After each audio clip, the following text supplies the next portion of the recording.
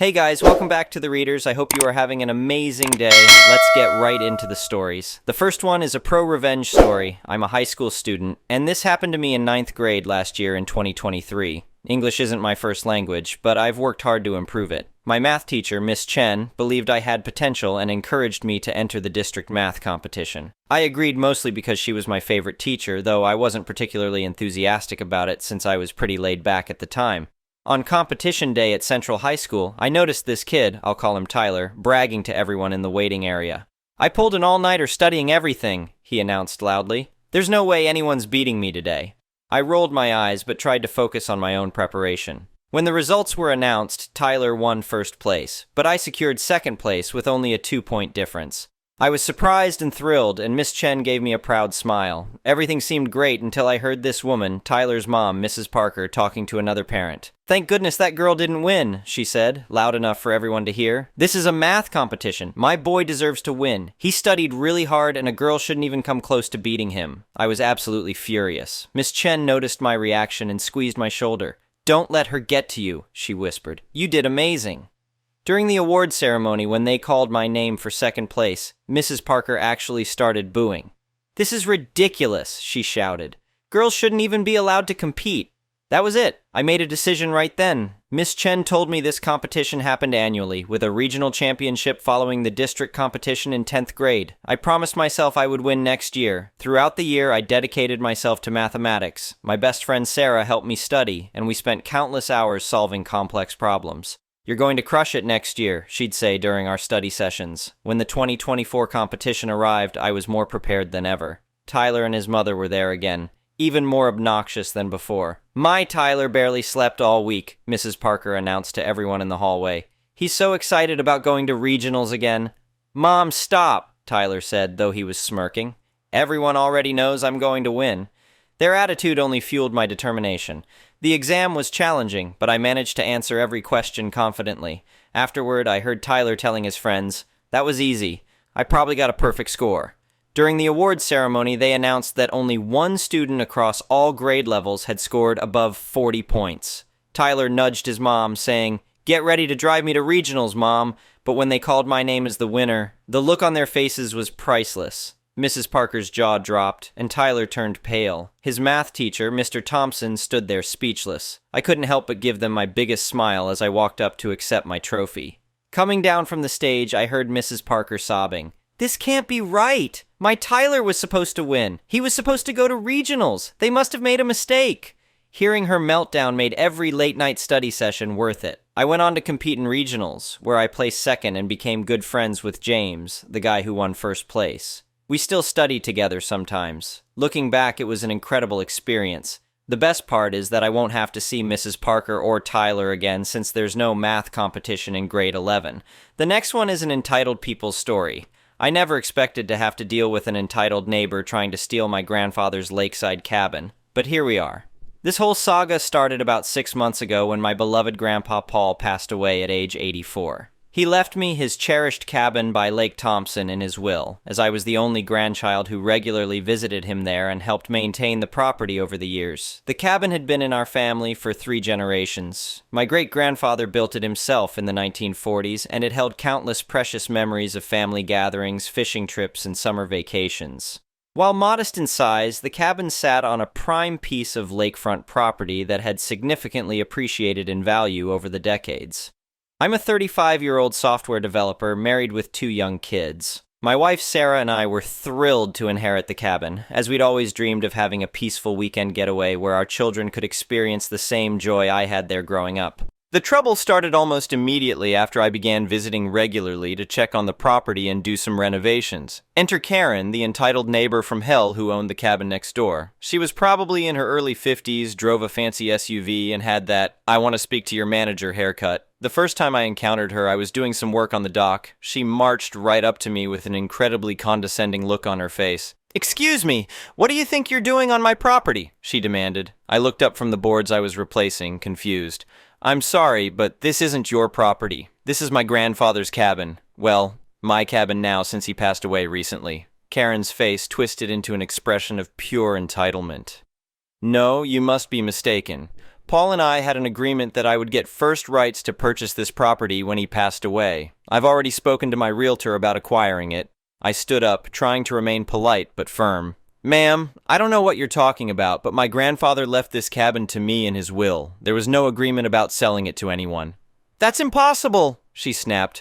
I've been living next door for 15 years. Paul and I were very close. He knew I wanted to expand my property and promised me I could buy this place. You need to leave immediately. You're trespassing. I took a deep breath. Look, I have all the legal documentation proving my ownership. This property was willed to me and the transfer has already been recorded with the county. I'm not leaving and I'm not selling. Karen's face turned red. Do you have any idea who I am? I'm on the board of the Lake Association. I'll make your life very difficult if you don't cooperate. Paul clearly wasn't in his right mind when he made that will. I'm calling my lawyer. She stormed off, leaving me shaking my head in disbelief. I called my dad right away to ask if he knew anything about this supposed agreement. He confirmed there had never been any discussion of selling the property to Karen or anyone else. Grandpa had always intended to keep it in the family. Over the next few weeks, Karen's harassment escalated. She would park her car blocking my driveway. She called in bogus noise complaints when I was doing perfectly reasonable maintenance work. She even put up no trespassing signs on my property while I wasn't there. The breaking point came when I arrived one weekend to find she had hired a landscaping crew to start clearing trees on my land, claiming it was Lake Association maintenance. I immediately called the sheriff's department. Deputy Williams arrived quickly and I showed him all my property documentation and surveys clearly marking the boundaries. Karen came charging over, waving some clearly fabricated agreement that looked like it had been typed up yesterday.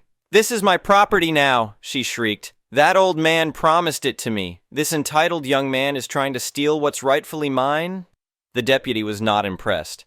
"Ma'am, I've reviewed the county records. This property legally belongs to Mr. Anderson. You need to remove your landscaping crew immediately and stay off his land or you'll be charged with criminal trespass." "But the Lake Association," Karen started to protest. "The Lake Association has no authority to override legal property ownership," Deputy Williams cut her off firmly. "And falsifying documents to claim ownership of property is fraud. I strongly suggest you cease all attempts to interfere with Mr. Anderson's property rights or you'll be facing serious charges." Karen's face went through about 5 different shades of red. She spluttered incoherently for a moment before storming back to her cabin, slamming the door so hard it rattled the windows. I thanked the deputy profusely. He advised me to install security cameras and document any further harassment. "Some people just can't handle being told no," he said, shaking his head. Taking his advice, I immediately ordered a comprehensive security camera system and had it professionally installed. I also hired a lawyer to send Karen a cease and desist letter clearly outlining my property rights and warning of legal consequences if she continued trespassing or harassing me. For a few weeks, things were relatively quiet, but Karen wasn't done yet. She started spreading vicious rumors around the lake community that I was an unemployed drug dealer who had coerced my grandfather into changing his will. She would stand in her yard taking pictures whenever my family visited. She even called Child Protective Services claiming she had witnessed abuse when my 5-year-old son scraped his knee playing on the dock. The CPS investigation was quickly closed as unfounded, but I was furious that she would stoop so low. The security cameras proved invaluable as they caught her repeatedly sneaking onto my property at night, moving property markers, and even attempting to damage the dock. The final straw came when she hired a sketchy contractor to begin foundation work for a dock extension on my property. The contractor actually started drilling support posts into my shoreline while I wasn't there. Thankfully, my security system alerted me and I was able to rush up to the cabin. Approval and adverse possession laws she clearly didn't understand. "Ma'am, this stops now," the deputy said firmly. "You are criminally trespassing and destroying private property. You've been warned multiple times. I'm placing you under arrest." Karen's eyes bulged as he started reading her rights. "You can't arrest me. Do you know who my husband is? He's a very important businessman. I'll have your badge for this." I had my phone out recording as she was escorted to the patrol car, continuing to shriek threats and insults the whole way. The contractor quickly packed up and left when my lawyer arrived and explained he could be liable for damages. Karen was charged with criminal trespassing, vandalism, and filing false reports. Rather than accept a plea deal, she insisted on taking it to court. Big mistake. The judge was not amused by her behavior or her attempts to claim she was the real victim.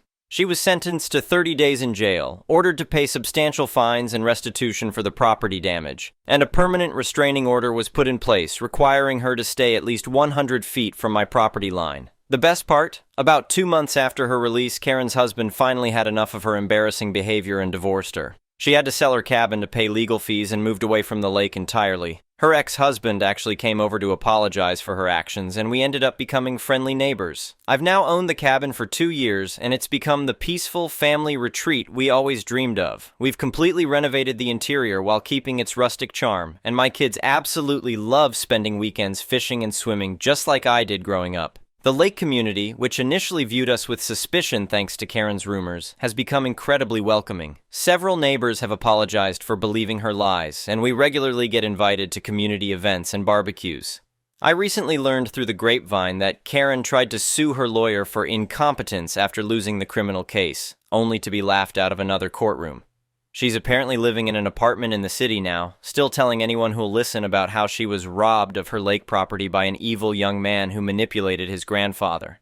Last month, we hosted a big family reunion at the cabin. As I watched my kids playing on the same dock where I spent countless summer days with my grandfather, I couldn't help but feel grateful for how everything turned out. My grandfather's legacy lives on, and no entitled neighbor could take that away. We've even started a new tradition of hosting an annual Grandpa Paul Memorial Fish Fry for all the neighbors, sharing stories and building the kind of community he always loved about this place. Karen's ex-husband attended this year and shared some hilarious stories about her previous entitled behavior that we'd never heard about. The sheriff's department still uses my case as an example in their training about handling property disputes and entitled individuals. Deputy Williams stops by occasionally to fish and says Karen's meltdown during her arrest is legendary among the local officers. My security cameras are still up, but these days they mostly capture wildlife and beautiful sunsets rather than trespassing neighbors. The Lake Association actually elected me to the board position Karen once held, and I've helped implement clearer guidelines about property rights and dispute resolution. The whole experience taught me valuable lessons about standing up to entitled people and the importance of documenting everything. My lawyer said my case was one of the clearest examples of harassment and property rights violation he'd seen in 30 years of practice. My wife and I recently started a college fund for our kids using some of the restitution money Karen was forced to pay. We figure it's fitting that her entitled behavior will ultimately help provide our children's education. The cabin remains a testament to my grandfather's legacy and the importance of family. Every time I sit on the dock watching the sunset, I think about how proud he would be to see his great-grandchildren enjoying this special place just as he always intended. Sometimes good really does triumph over entitled and justice prevails. I'm just grateful for the sheriff who shut down Karen's ridiculous claims immediately, preventing what could have been a much longer and more difficult legal battle. As for Karen, last I heard, she's been banned from several homeowners associations in the city for similar entitled behavior. Some people never learn, but at least she can't bother us anymore. Our little piece of lakeside paradise remains exactly what it should be, a place for family, memories, and peace. Update. It's been 5 years since the Karen incident, and I felt I should share some interesting developments that have happened since then. Remember how Karen had to sell her lakeside cabin to pay her legal fees? Well, the story gets even better. The new owners, Mike and Jennifer, are absolutely wonderful neighbors who have become close family friends. They found a stack of documents in the attic during renovations that proved Karen had been plotting to take over my grandfather's property for years. There were drafted fake agreements, forged signatures she'd been practicing, and even a detailed plan to gradually encroach on the property line.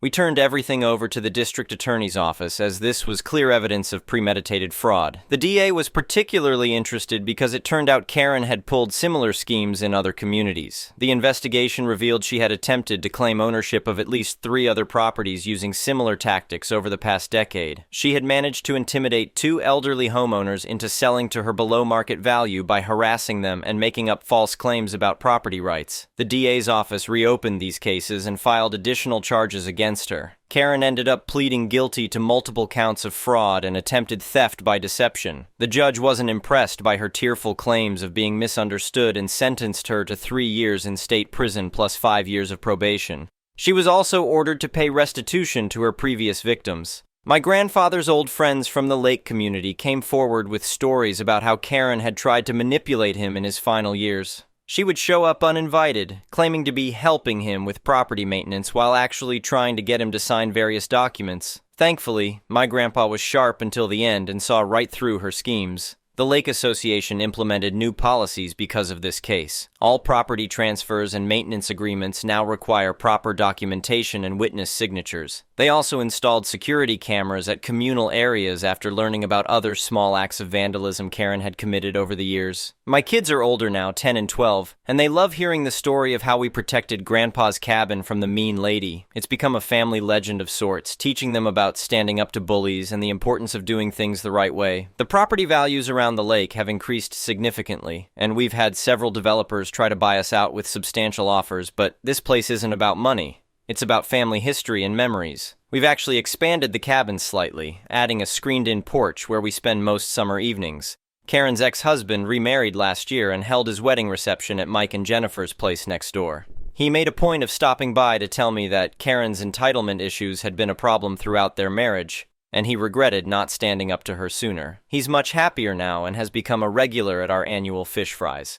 The most satisfying part? After Karen's release from prison, she tried to move back to the area and was immediately shut down by the community. Every rental application she submitted was rejected once people realized who she was. Her attempts to join the neighboring lake association were unanimously voted down. She finally had to accept that her actions had permanent consequences. Deputy Williams retired last year, and during his retirement party at the local station, he used our case as part of his farewell speech. He talked about how important it is for law enforcement to take property rights seriously and act quickly when people try to abuse the system. We still get together for fishing trips, and he brings his grandkids to swim at our dock. My lawyer says our case is now used in local legal seminars as an example of how to properly document and handle property harassment. The security camera system I installed has become the standard recommendation for lakefront property owners in the area. The whole experience actually inspired me to get more involved in local property rights advocacy. I now volunteer with a legal aid organization that helps elderly homeowners protect themselves from predatory schemes.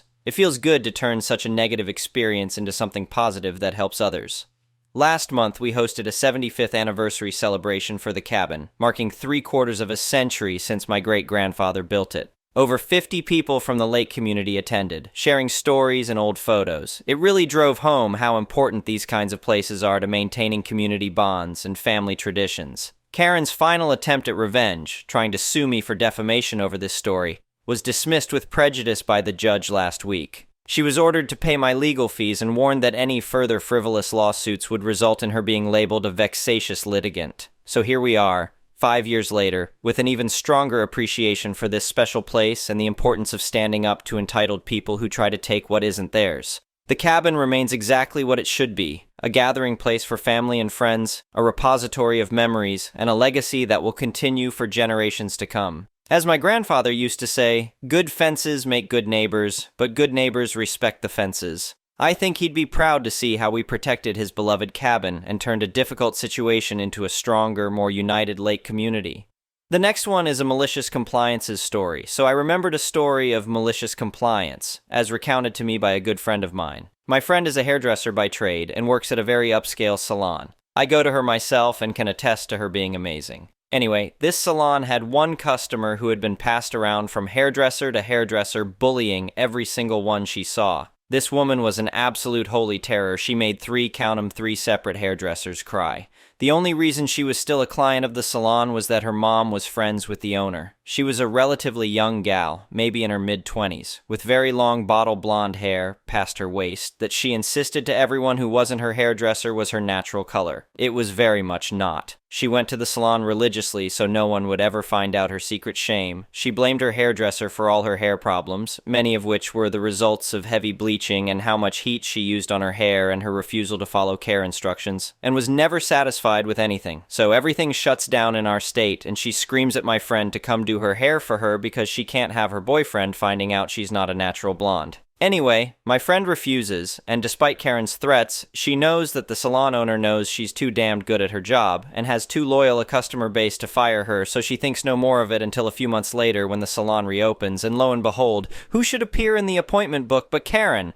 So the day arrives and Karen shows up with her hair dyed jet black, and not very well dyed either. My friend is shocked because Karen's always made such a big deal about being a blonde and how even though she gets her hair bleached, she really is a natural blonde and just enhancing her color a little. My friend asks Karen what they were doing that day, and Karen demands to be made blonde again. My friend is like, okay, that's going to be a process, because this idiot has used black box dye, which is really hard to get out. For those of you who don't know, getting dyed dark hair to blonde is usually something done in stages, so the hair has a chance to recover a bit between bleaching sessions to avoid breakage. Karen is like, no, I am going to be blonde when I leave here today, or I am telling your boss that you see clients at home sometimes and getting you fired. My friend sometimes does friends' hair at home for a lower price because she's a sweetheart, which her boss is fine with. And it's your fault I had to dye my own hair this color because my boyfriend would have seen my roots if I hadn't done something. My friend is tired of Karen's BS at this point, but it's a slow day and she has time. She explains to Karen that if she takes her blonde all in one go, her hair will be fried, and she'll likely end up having to lose a lot of length. Karen scoffs and rolls her eyes and is like, that's never happened before, and my hair's so healthy, I'm sure it will be fine if you don't screw it up. Friend recommends at least using Olaplex, a product that helps prevent damage. Karen says she thinks it's a scam to overcharge customers and won't pay for it. Cue malicious compliance. Friend is like, okay, but makes several co-workers be witnesses that this is what Karen is asking for after friend explained the risks. Friend, meanwhile, has formulated a fiendish scheme.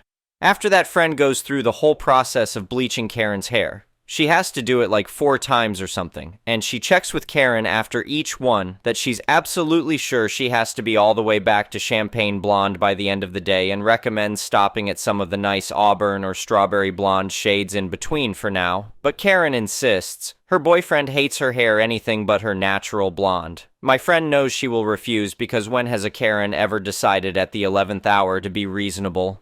With each bleaching, there's more breakage, and Karen's hair feels worse. My friend knows Karen's hair won't survive this, but Karen absolutely refuses to let her stop. Eventually, at long last, my friend manages to get Karen's hair to the required level, and so she starts to rinse Karen's hair. It starts breaking off in her hand. The length of her hair is melted, fried, destroyed. My friend gets the bleach out and immediately conditions the ever-loving duck out of it while explaining to Karen that exactly what my friend said would happen has happened. Karen says she must be exaggerating and insists it's fine. Friend wraps what's left of Karen's hair in a towel and takes her back over to her station where she shows Karen the problem. Everything past a little beyond chin length is pretty much gone. Karen shrieks and accuses my friend of everything under the sun, incompetence, operating without a license. She most definitely has her license. A personal vendetta, etc., etc. My friend eventually calms her down and tells her she'll do her best to cut it so it looks decent for free. She even has the perfect cut in mind. It'll suit Karen perfectly. My friend gives Karen the sharpest, most beautifully cut angled bob you've ever seen. I've seen it thanks to my friend showing me Karen's Insta, that despite the incredible precision and skill showcased, is unequivocally and perfectly the Karen. Blown out and styled to, can I speak to the manager, perfection. Karen starts crying because the cut makes her look 40. She wants to speak to the manager. My friend gets the manager and Karen throws a fit, threatening to sue and how dare they and how his employee did this to mock her and so on and so forth, while my friend stands there looking completely innocent. The boss then asks friend her side of the story and the other hairdressers back her up and that the cut is just her trying to make the best of what's left of her hair. Even the boss by now is sick of Karen's BS, and Karen is forced to pay the huge sum of money owed for how much time was spent bleaching her hair, much of which is now gone, and leaves swearing never to come back. Her boyfriend, a cop, calls up later and threatens to assault my friend for doing that to Karen's hair against his wishes, and my friend tells him if he tries anything, she's going to tell his superiors and every news agency in the city. Nothing further happens, but he eventually dumps Karen because he doesn't like girls with short hair. Thank you for watching. I would really appreciate it if you could like the video and subscribe to our channel if you haven't already. We'll see you again tomorrow.